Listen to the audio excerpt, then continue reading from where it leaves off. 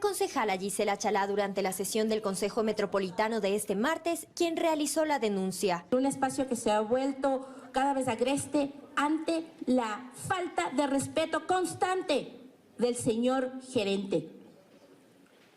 Una actitud machista, discriminatoria, que no la ha tenido solo conmigo, que la ha tenido aquí en el pleno del Consejo con cada una de las personas que ha tomado la palabra para poder increpar o para poder cuestionar cuando las cosas no van bien o cuando la información no ha sido clara. Chalá renunció a su delegación como miembro del directorio de la empresa Metro de Quito, aduciendo además a que en dicha entidad no se proporciona la información necesaria para ejercer su función fiscalizadora. No existen las garantías para poder tomar decisiones que a mí me competen dentro como miembro del directorio. Una recurrente, como ya lo decía en mi carta, opacidad en la información. Recurrente solicitud de alcances a informes que llegan o que llegan parcialmente. Una limitada seguridad para la toma de decisiones. La edil recibió el apoyo de sus colegas, quienes pidieron además que se investiguen las denuncias. Una actitud arrogante, arbitraria, imponente, desde el tono de voz que tú también estás dirigiéndote a las personas. Eso es violencia también. Solicito al Ejecutivo Municipal que informe al Consejo sobre lo acontecido de forma pormenorizada y las acciones correctivas que se tomen. El concejal Diego Carrasco fue designado como el nuevo delegado del Consejo ante el directorio del Metro de Quito. Él aseguró que de forma inmediata investigará las acusaciones. Solicitamos una entrevista con algún representante de la empresa metropolitana. Sin embargo, nos informaron que por el momento no pueden atender nuestra solicitud. Tras aceptar que la Conferencia Episcopal ya no participará como garante en el proceso de seguimiento de los acuerdos alcanzados en las mesas de diálogo, en un tercer intento este martes finalmente inició la evaluación. Representantes del sector indígena, del Gobierno Nacional y de la Universidad Católica como facilitadora crearon un cronograma para establecer lineamientos para el análisis de cada mesa. El día martes vamos a trabajar respecto a la mesa de focalización, fomento productivo, banca pública. Y el día miércoles continuaremos trabajando el resto de las mesas. Se valorará los acuerdos según el tiempo de ejecución en corto, mediano y largo plazo, es decir, aquellos que podrían ponerse en práctica en menos de 3 meses, en 6 meses o en un año. A corto plazo, por ejemplo, establecer o construir una política pública, emitir un decreto ejecutivo, una resolución que consideramos que no va más allá de una semana o 15 días. Largo plazo, por ejemplo, construir una ley, por ejemplo, en el caso del tema minero petrolero. Para la focalización sí se va a requerir tiempo porque no es un proceso inmediato. Igual en el tema del extractivismo, para el proceso de evaluación de todos los daños ambientales. En cuanto a los acuerdos que tienen que ver con el aumento de presupuesto, como por ejemplo los 800 millones de dólares para educación superior, apuntan a que se analizará si los montos fueron contemplados en la proforma presupuestaria del próximo año. Nuestros técnicos están revisando y cada uno de los compañeros dirigentes quienes están a cargo nos comunicarán. Las mesas temáticas de diálogo concluyeron el 14 de octubre con la firma del acta final. En los 90 días de desarrollo se alcanzaron 218 acuerdos y 78 desacuerdos. Eran alrededor de las 8 de la mañana de este martes 1 de noviembre cuando buses interprovinciales empezaron a salir de la penitenciaría del Litoral. En total fueron 15. Transportaban a privados de libertad. Un par de horas antes, vía Twitter, el SNAI había informado que se realizaba un operativo de traslado de reos hacia otras cárceles del país. La operación planificada se está desarrollando bajo principios de legalidad, necesidad y proporcionalidad. No se registraron novedades al momento de la salida de los buses, solo la presencia de los familiares que no están de acuerdo con estos traslados y que ahora piden información de hacia dónde fueron llevados los privados de libertad. Los familiares aseguraron haber recibido llamadas y mensajes de alerta sobre un posible nuevo enfrentamiento armado entre bandas rivales. Por eso desde la madrugada se apostaron en los exteriores de la penitenciaría. Los reos trasladados, de acuerdo a la Subsecretaría de Derechos Humanos, corresponden al pabellón 9, que es controlado por los lobos. La tarde y noche del lunes precisamente circularon imágenes de un panfleto supuestamente enviado por los lobos y los tiguerones, en el que prácticamente se amenaza a las autoridades con iniciar una serie de acciones violentas en caso de que se efectúen los traslados. Horas después, en Guayaquil, hubo una serie de atentados. SNAI, por su parte, asegura que los traslados responden a la necesidad de reparar los pabellones. Son para disminuir hacinamiento, mejorar la infraestructura. En cada pabellón, el gobierno nacional prevé invertir más de $100.000. Según se precisa en este comunicado difundido en la tarde por el SNAI, durante la jornada se cumplió con el traslado de 515 PPL, como parte de un complejo proceso que continuará en distintos ámbitos para salvaguardar el orden, la paz y la seguridad dentro y fuera de los centros de privación de libertad. Cerca de las 3 de la tarde los buses llegaron a Manabí. Los privados de libertad fueron trasladados a la cárcel El Rodeo en Puerto Viejo, donde serán ubicados en diferentes pabellones. Los PPL trasladados, aseguró Jorge Ana Luisa, jefe de contingencia de la penitenciaría de Manabí, pertenecen a la misma banda que tiene presencia en ese penal, lo que no habría riesgo de enfrentamientos.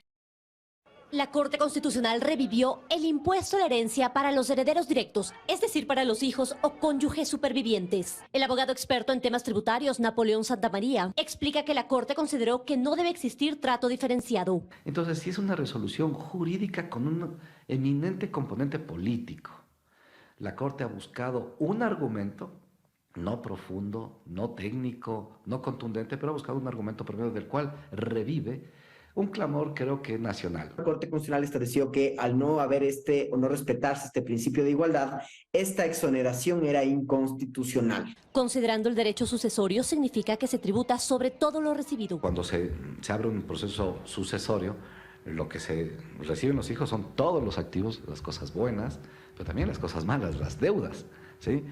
Y a tal punto que un hijo podría en algún momento hasta repudiar la herencia si es que le resulta que tienen más pasivos. Hay un monto mínimo que recibe cada heredero sobre el cual no se tributa. Pasado existe una tabla. Según el monto, va el porcentaje. Y quien recibe más de $72.000 comienza a pagar un 5%. Quien recibe más de 120.000, un 10%, y así es una tabla progresiva y proporcional. Hasta quienes superan más de $300.000 que comienzan a pagar tarifas ya del 37% de impuesto a la renta sobre la herencia. Es por esto explican que hay alternativas como la donación en vida. Y existen también consideraciones temporales que las explica el constitucionalista Emilio Suárez. Las personas que fallecieron mientras se encontraba en vigencia la ley se encuentran exoneradas o los herederos se encuentran exonerados del pago del impuesto a la herencia. Mientras que las personas que fallezcan después de la publicación en el registro oficial de esta sentencia ya tendrán que pagar, los herederos tendrán que pagar. Sin embargo, los expertos reconocen que este impuesto no es especialmente fuerte en cuanto a recaudación. Nunca fue fuerte. El mejor año que marcó $47 millones. Pero la lectura de los jueces de la Corte Constitucional gira en torno a un tema de justicia. Con el paso de las horas suben ya las apuestas para la lotería del Powerball, cuyo premio ya suma los $1.200 millones para el sorteo de esta noche. Y esa sonrisa es por soñar. Soñar que no cuesta nada. Además, lo que sí es que hay que gastar por el boletito. Millones en todo el país hacen planes, pues por si les toca la suerte, el premio gordo. Ángel Villagómez habló con varias personas que ya compraron su boleto. $2 y un sueño es lo único que necesita para jugar la lotería del Powerball, cuyo premio ya sobrepasa los $1.000 millones acumulados. Con todo ese dinero se puede comprarte un avión. Claro, buenos vehículos, sí, darse vida. Y aunque las posibilidades de pegarle al premio gordo son 1 en 292.2 millones, quienes la juegan ya tienen planes para lo que harán con tantos millones de dólares.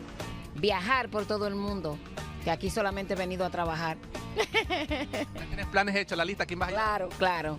Mis hermanos, mis hijos, darle mejor calidad de vida y muchos amigos que tengo que quiero. ¿Da para todo? Hiciera lo primero ayudar a la gente que más necesita. En mi país que hay mucha hambre, mucha necesidad. Lo respetaré entre toda la gente pobre que le necesita en mi país, en República Dominicana. Y le daría a todo el mundo la mano para ayudar a los demás.